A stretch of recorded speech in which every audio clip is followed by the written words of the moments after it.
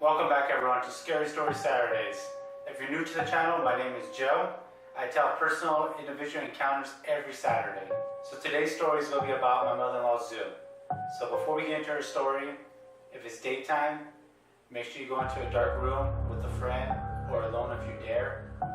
And if it's dark, the mood's set, let's begin. Lights out. This story takes place a few days after my mother-in-law discovered and witnessed her friend's split personality. Now, if you haven't already seen my latest Scary Story Saturday video about my mother-in-law's encounter with her split personality friend and would like to see it, then all you have to do is click here on the link below. Going back to Zoo's story, which is my mother-in-law, Zoo will continue to stay nights at Rose's house because for whatever reason, Rose always wanted Zoo to spend the night. After some nights at Rose's house, Z and Rose would notice something strange that would happen to her grandmother. The grandmother would suddenly pause in the middle of a conversation. They both came to the conclusion that the grandmother's own spirit will leave her body any time, but this will only happen within the house. For example, the grandma was talking to Rose and Zoo, then suddenly paused. Then Rose said, "Look." She lifted her body again.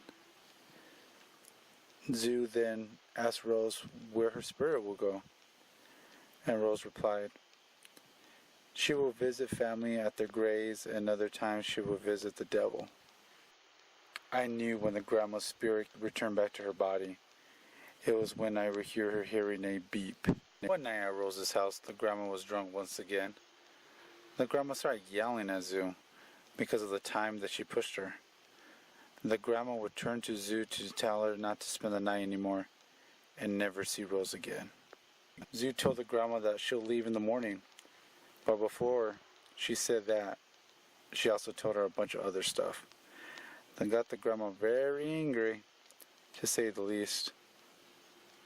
"Anywhere you go, I'll be watching you," she said.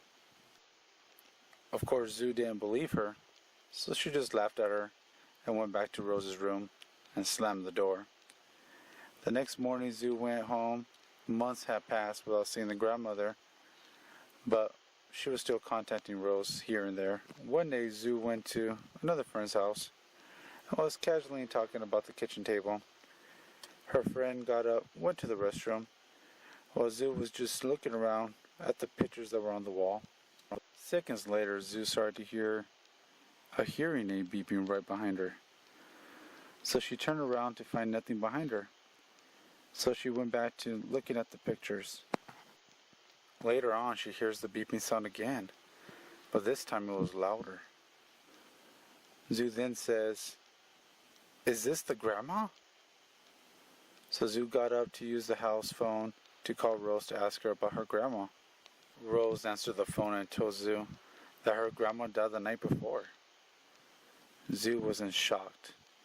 It made her question herself. How can I hear if she died the night before? So she hung up the phone, went back to the table with her friend, but then again, she started to hear the hearing aid again. Zoo asked her friend if she could hear it, but her friend replied, "No, I can't." So Zoo explained to her friend about the grandma. Then the beeping sound became louder and louder. Zoo finally got fed up and yelled out, "I know it's you. I know you're here. Just leave me alone already," she said. Zoo then heard a little creepy laugh, and the loud beeping sound faded away. After that, for a whole year, Zoo would hear the hearing aid everywhere she went. That concludes this week's story. Hope you all enjoyed it. If you ever had a encounter like this before, make sure you comment, like, subscribe, and I'll see you guys next week. Embrace your experience.